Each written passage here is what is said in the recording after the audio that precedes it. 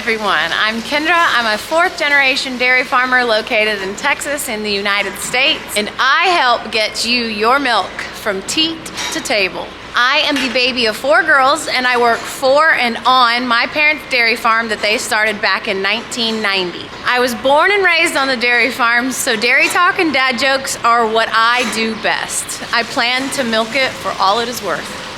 We are currently in the middle of January right now, which is prime winter time for us, and as long as it's sunny and dry, everyone is happy. Currently 28 degrees Fahrenheit with a high of 50 degrees today, so we cannot complain. We are currently milking 900 ladies 3 times a day. Our herd consists of a majority of black and white Holsteins with a handful of Jerseys and crossbreds of the 2. In the dairy business, we are paid by pounds of milk, not gallons. And with that being said, we are currently shipping anywhere from 85 to 90,000 pounds of milk per day, which translates to about 10,000 gallons a day. Along with our 900 milking cows, we have just a little over 300 head of cows that are in the dry cow pasture, meaning those are dry cows. For those who don't know, a dry cow is a cow that is 7 months or more in gestation or carrying calf. I always relate our dry cows to the big pregnant girls on vacation because they are literally just spending their last 2 to 3 months of pregnancy just eating and sleeping all day, which is exactly what I would do if I was on vacation. Behind me is our maternity barn. After our dry cows are within 2 to 3 weeks of their calving date, we will then have a dry cow move, which means we will sort through all the girls from the pasture, mark them, and move them over here. The girls that aren't marked still have some vacation time, and we will move back to the pasture. The maternity barn is simply so we can keep a close eye on and monitor all the mamas as they near having their babies. Our main focus on our dairy is milk production, which is strictly milking cows. So anything extra we have going on over here is basically a sideshow, like our calf operation. Once our calves are weaned, which is about 55 days, and also depending on their size, they are then transferred over to this calf barn. We have 3 to 4 sections here, all depending on age range. Once they fully hit 6 months, they will then be transferred over to our heifer ranch that is about a 10-minute drive from the dairy. Here on the dairy, we can house comfortably about 150 calves.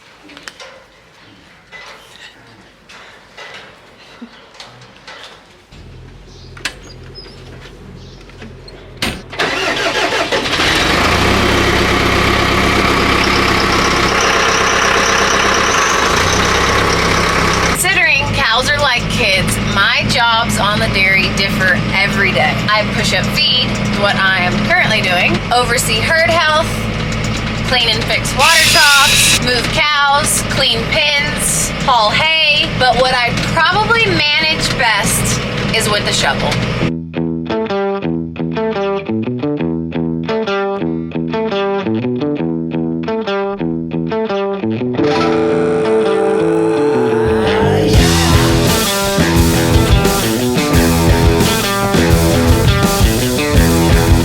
Thank everyone for watching. Thank you for all our farmers for being legendary. And thank you, Grass Tech, for this opportunity to share our dairy farm with all of you. Sending so much love from the Lone Star State. Hi, my name's Ollie Badcock, and my wife and I moved to New Zealand 7 years ago. We moved here for the progression and growth the dairy industry can give us. Starting off as managers and working our way through the industry, now as contract milkers, and in the next 12 months moving to 50-50 herd ownership, and then potentially onto farm ownership. We milk all the cows through a 54-bell dealer valve rotary shed, all automated with auto teat sprayer, cup removers and auto drafting. We run a minimum crew of 2 people, 1 getting cows in and 1 cupping, and each person only does 1 shift a day with cupping or cows. Milking at the minute is taking about 2 hours. We're milking 350 to 400 cows an hour. We also have a 400 cow concrete flood washed feed pad, and likewise our collecting yard is all flood washed every day, twice a day, for ease of clean down. So the dairy farm's made up of 275 hectares. It got subdivided from the sheep station, made up of another 1,400 hectares. So a third of my platform is hilly to steep, with the lower lying paddocks, as you can see behind me, being flatter. The dairy farm got converted 18 years ago and subdivided off the station. But what the station does is it supports the dairy farm it winters half of my cows, so the R2s and about 300 cows, and all my young stock get wintered. As well as that, they also supply me with surplus silage. We need a big hole to fill for my self-feed silage pits, so I self-feed 350 to 400 cows on self-feed silage every winter. Which the station provide me silage for that as well. Here I am in a mob of my first herd cows, all made up of younger, lighter cows. We run Kiwicross cows, a live weight of about 460. We're trying to do that kilo to kilo of body weight, so a kilo of milk solids to a kilo of live weight. Currently we're sitting at 97%. So we just need to strive to get the efficiencies in these cows. Big focus on regrassing. Currently we're sitting on 2,300 average cover, with a growth rate of 60, just exceeding our demand of 55. We run a stocking rate of 3.2 k's to the hectare, and we have a big focus on trying to regrass each year. What we do with our surplus is try not to have any, so our pasture walks are key. Each week we measure the platform. We have 3 blocks of ground that the cows graze on, and each member of staff grabs the plate meter and we walk one lane each. That keeps us on top of growth, and we can make our decisions quite quickly. Helping us to capture as much utilisation of the grass as possible, without going too much to seed, wasting, putting it into a bale. So if we can jump on that growth early, spray it out, regrass it, will give us a quicker turnaround, which in turn we can grow more grass. We have a 10-week mating period, 4 weeks of AI, and 6 weeks of bulls. With the AI, in the first 3 weeks, we use a lot of sex semen. I think we used 300 straws of sex semen. And then the rest of the cows go to conventional, and then the bottom 30% go to beef. With the bulls, we run Hereford bulls for that marker in between mating. And we run day and night team bulls. So each mob has 4 bulls for day and then another 4 bulls again for night. So we draft the bulls in the paddock and leave the bulls behind to stop any lameness, and any bullying on the laneway, as well as staff safety in and around the cow shed and on the lanes. Here we are out in a paddock that we reseeded a few years ago. January is a pretty tough time of year to manage grass in Southland, with a lot of seed head and weather conditions going dry. But this is prime grazing that we're looking for. That 2.5, 3 leaf stage.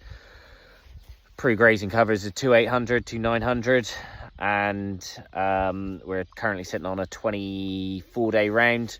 Growth rates just exceeding demand. Our policy here is not to drop silage off our platform, because we have guaranteed silage that we buy in right next door. And so our policy is to try and reseed as much of the platform, or close to 10% of the platform each year.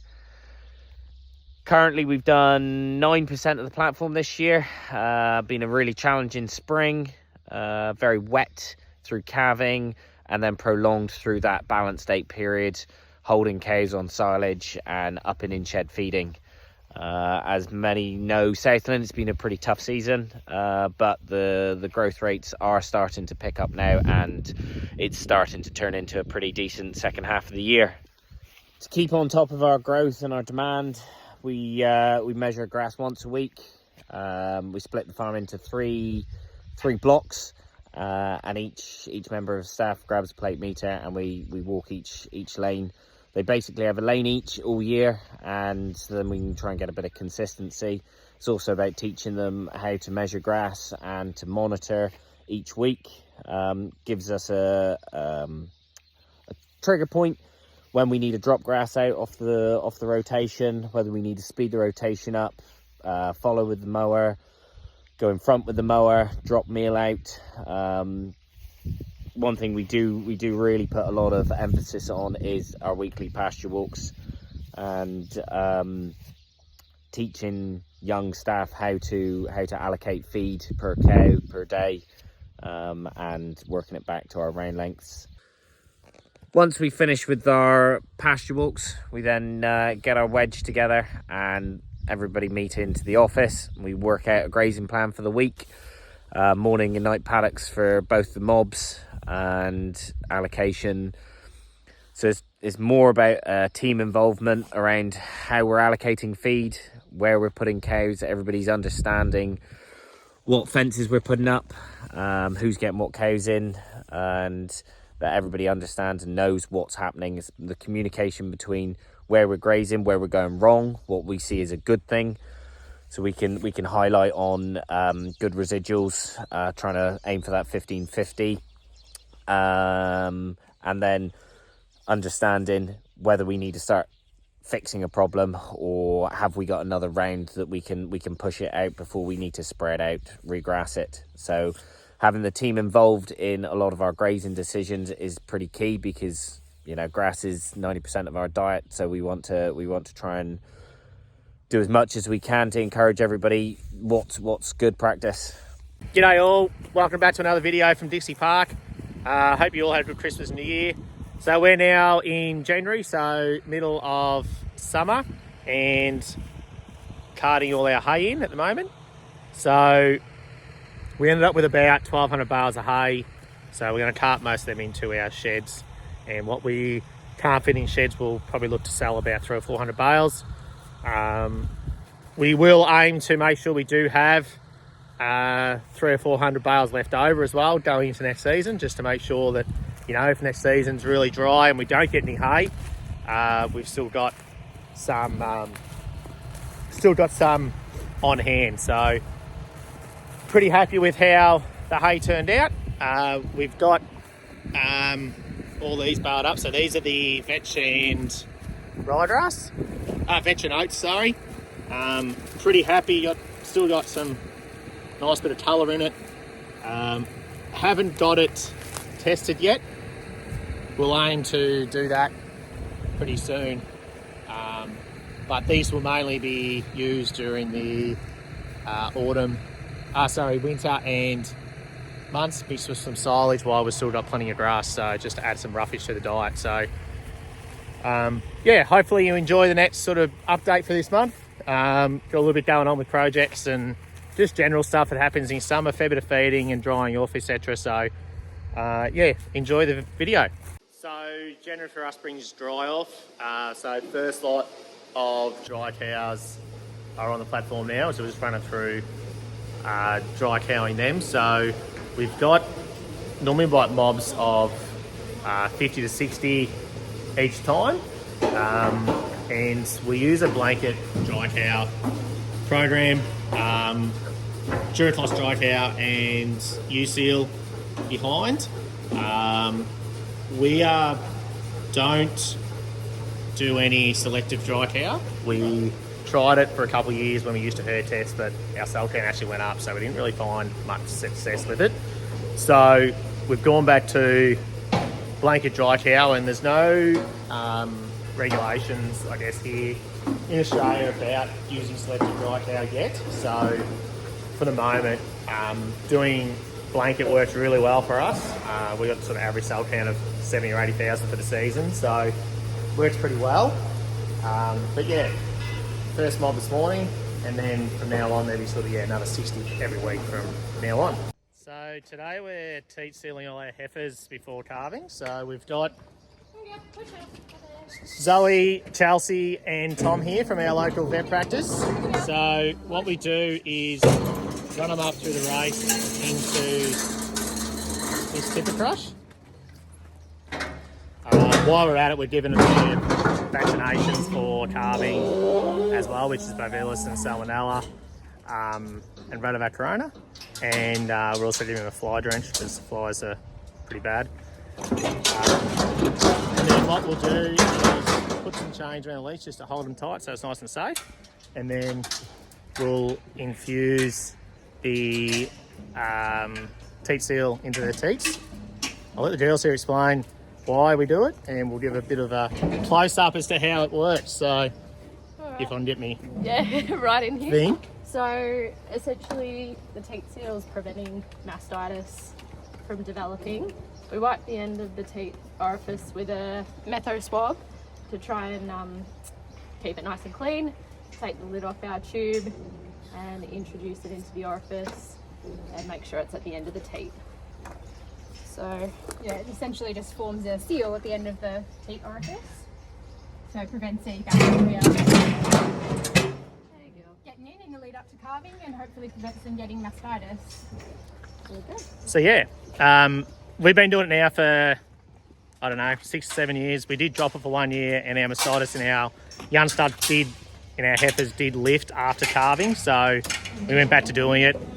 It's obviously an extra cost we've got to account for, but we certainly find that we get, virtually no mastitis in our heifers after calving. So we think it's a worthwhile cost, and it's something that is a pretty common practice now. For dairy farmers to teat seal their heifers as a part of their normal routine. So a bit windy and colder today, but we're into the dam construction. So today we've got a dozer started as well. So last night they finished building the keyway around the dam, or started the dam to start pushing the clay into to make sure it's watertight. And then today they're still carting clay back up to the feed pad, but also starting to cast some clay back down to the wall as well. From that, we still have a scraper stripping topsoil, which, as you can see over the distance here, is just starting to climb up the wall here and dumping all the topsoil over there, which then that'll be put back over the walls once it's finished. Fair bit going on at the moment. It should take about 3 weeks to get all this done. And in between that, we'll finish cutting all the clay up to here and get that ready for concrete as well. So that should begin in the next sort of couple of weeks as well. So, I'll keep you up to date with what's going on. But yeah, certainly pretty exciting times. So bringing our heifers home today from Borken. So these are all been at the out paddock now for 18 months. G'day, Herm. So these were weaned back in, after 10 weeks on milk, 18 months ago, and they went to the out paddock. They were there since then, and we're just carting them back now. So they're due to calve about the 1st of March. So we're bringing them back now, and we'll start transitioning them onto some better quality silage and also training them in the dairy. So corn update, currently tasseling. Unfortunately, we still haven't got our irrigation going, so it hasn't probably reached its full potential as yet. The everything's looking pretty healthy still, but definitely could do with a drink.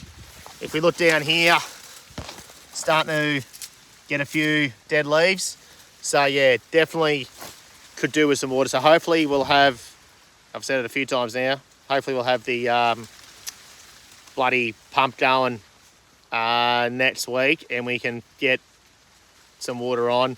Unfortunately, our dams are pretty low too, because we had no runoff over winter with such a dry winter, which is really good for paddock conditions. So we had no pudding, but obviously no good to fill dams. So we haven't got a heap of water. So aim is to put about 2 inches across the crop and just see how far we get until the dam's empty. So hopefully that'll happen next week or the following week. But yeah, look, it's still going well. Said we're tasseling at the moment. Got some nice little cobs here that, if you look here, we're sort of down to here up to here, so they're not bad sized tobs, but we just need, you know, some water on them to make sure we can continue to fill them is probably the main thing now. So I don't think we'll get an overly tall crop, but if we can get some really good cobs with the rest of the water, that'll be what we aim for. So just to finish the video off, we're coming up to our calving period. So we start calving on the 1st of March. So for that period, we're actually looking for some staff. Probably looking for one person that wants to come and work for us for 3 months.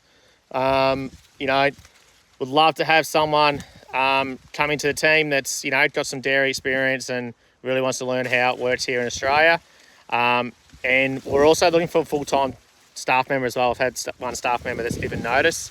So yeah, if any of you guys are looking to make a change and potentially come over to Australia if you are overseas and maybe do some longer term work, you know, we'd love to hear from you. So, you know, make sure you give us a shout out on our socials. So Dixie Park Dairying on Facebook, Insta, and I think we're on TikTok, but that's Lucy's department, that one. So, but yeah, send us a message if you're interested, and even just send us a message, any questions or comments you have about any of the content that we're taking. We'd love to hear from us. So yeah, hopefully enjoy some updates of what we've done the last month or so, and we'll see you next month. Cheers. Hi everyone, Matt from Moo to You Farming in Wiltshire. This is just our monthly update of what's been going on the farm in January. Just come down to have a look at our grass lay that was drilled middle of November, so we got it in quite late. But yeah, it's coming on all right. Pleased with how that's going. This month's been just ridiculously wet on the farm. All the young stock are in. Grass is growing quite well actually. Hopefully when we get a break in the weather we can get on the ground and start doing a bit of field work. Back in the shed now, it's time for milking. Milkers are performing well at the moment. Ration is the same as it was last month, which was grass, silage, maize. We've upped the fodder beet slightly actually to 7 kilos a head, and they're on 1.5 kilos of rolled barley, 1.5 kilos of blend. They're doing 30.5 litres of milk at the moment. Fat is 4.4, protein 3.2, sow counts about 100, back to scan 15, so yeah, happy with that. 1 case of mastitis this month, a usual suspect, so nothing too concerned about there. They're all bulling well. I've had 7 cows calf this month. Dried her off early. She's 3/4 cow. She's not given anywhere near enough milk to justify milking her, so she doesn't actually calve until April. So we'll have to just watch that she doesn't get too fat. And then we've got a bit of a quieter February. This one and that one. So yeah, quieter February. Calving wise, but yeah, cows are doing well. So yeah, as I was saying, all the young stock are in now. I think last time I did a video, we still had some out. I can't quite remember now, to be honest. But yeah, it was these 2 groups here that were still out. This group here, I'll be serving next month. Start serving them next couple of weeks. We've got 9 that are ready to go. I say go to the bull. We've actually got rid of our bull, Banjo, who was in the last video. He was starting to get a little bit, his temperament wasn't quite where we wanted it to be. So yeah, thought we'd capitalise on the good barren beef price and yeah, get rid. So from now on, moving forward, I'm just going to AI everything myself. We're not going to bother with the bull. See how we get on. The PD session this month for the cows, we've got 100% all in calf. Mind you, there was only 7, but still good, so we're happy with that. PD'd these heifers here, 14 of them PD'd, 13 in calf, 1 not. So yeah, that was all good. So yeah, fertility wise, pleased with how it's going at the moment. Cows are milking well. Obviously, if you've seen the previous videos on the farm, we do a couple of diversifications. We've got milk vending machines. They've gone really well in January. Yeah, definitely up on last January. I'm not sure if it's our best January yet, but yeah, very good. And we also sell milkshake syrups to farmers, calves and everything around the UK and Ireland. And that's been exceptionally busy again in January, so that's all helping us tick over on the farm. We use that money from diversifying to go straight back into the farm. It just helps us. We run a herd of 80 cows, so every little helps. Bad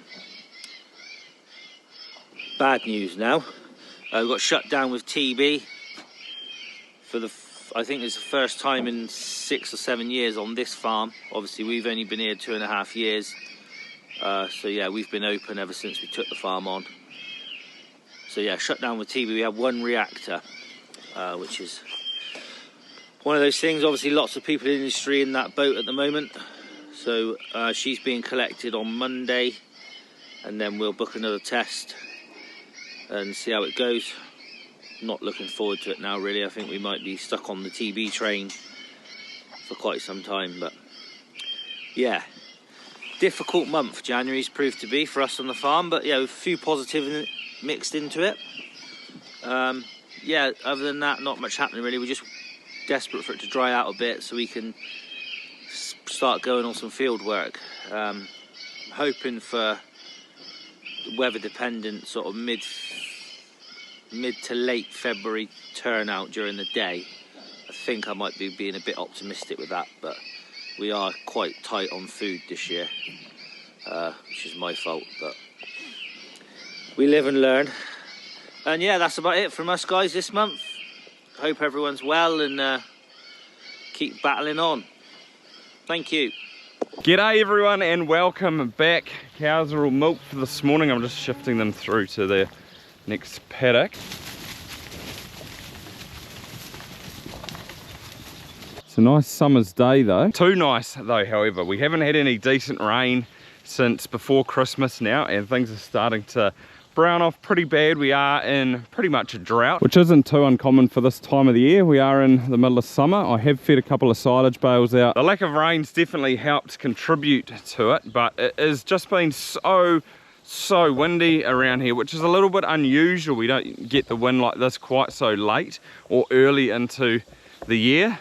Which has really just sucked all the moisture out.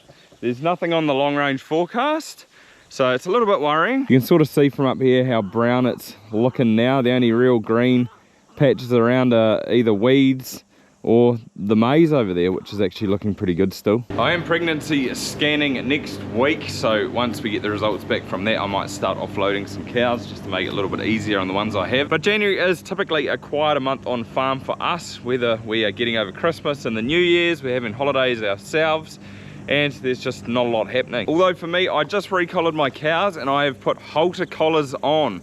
So the ones I had before did heat and health and rumination. This collar here does all that, plus it also does virtual fencing. And what do I mean by that? Here's a perfect example. So down here on the flat, this is the young herd. There's a virtual line through the middle of this paddock straight through there where the cows can't go over. So this just eliminates having to use real and standards and putting up fences to divide paddocks up. It is very, very cool technology, and it's absolutely amazing how it works. See, none of these cows are going over. They know that there's a line there, an invisible line. But if you're wondering how they know that, well, we need to go back to the collar itself. It sits on the top of the cow's neck like that. Either side is a solar panel, and that's what charges the battery inside the collar.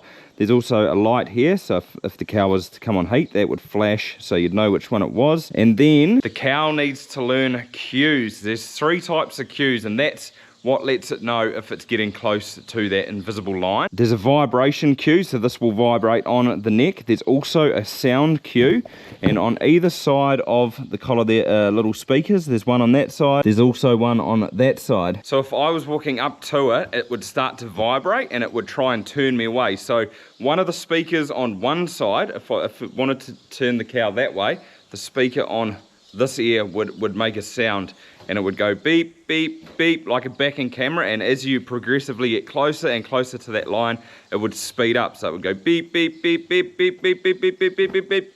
And then if it eventually got too far, or too close I should say, that's where these metal bars here come in. And she would receive a pulse, which is like a light shock, and it's about 100 times less than an electric fence. But if you're thinking, oh, well, they must get heaps of those. No, they don't. They learn the sound and vibration cues very fast, and they know not to push the boundary. We also run them through a training regime. So at the start, we put a fence up about 5 meters away from that fence. If they went through it, they couldn't go too far, and deactivate the collars. There's a lot of stuff to try and fit in a couple of minutes here, guys. So if you do have questions, come over to my channel on YouTube and you'll be able to see a couple of videos I have already done about them. It is called The Once a Day Farmer. I have explained it a lot more in detail in those videos, so come and check them out. One of the really cool things though, and if you're wondering how I set that virtual line up, this is how I do it here. So I will screen record my phone because it's all off the Halter app. So go into it. They're going into paddock number 7 tonight. I will add a break today, yes, for the high herd.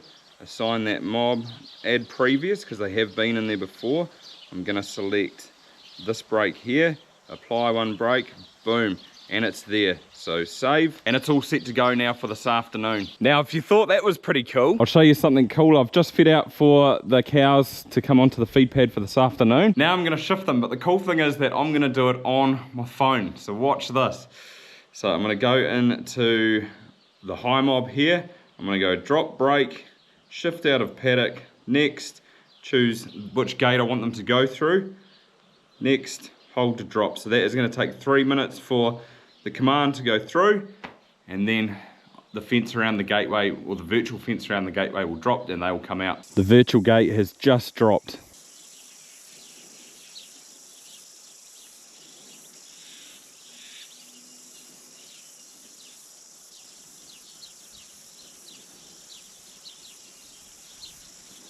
And here they come, so as easy as that. The really, really amazing thing is though, that I could have been in Australia or anywhere in the world and done the exact same thing, and these cows still would have shifted just like they have today. It's absolutely amazing technology, and blew my mind once I had it on the cows. Like I said before though, if you do have any questions, chuck them down, I'll try and answer them, or come and check out my videos. I do explain it in more detail. It is very hard to fit it in this short amount of time. What I've shown you so far is just really scratch the surface of what I'll be able to do in the future. It is an absolute game changer for me, and I look forward to using it more. But apart from that, I hope you enjoyed it, and I'll see you next month.